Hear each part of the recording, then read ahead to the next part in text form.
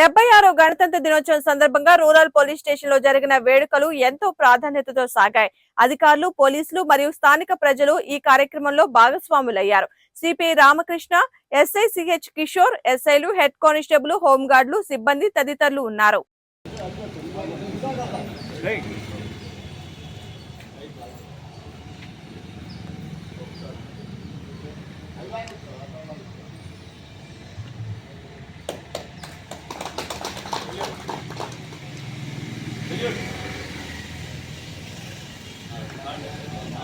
विनायक जय हे भारत भाग्य विधाता पंजाब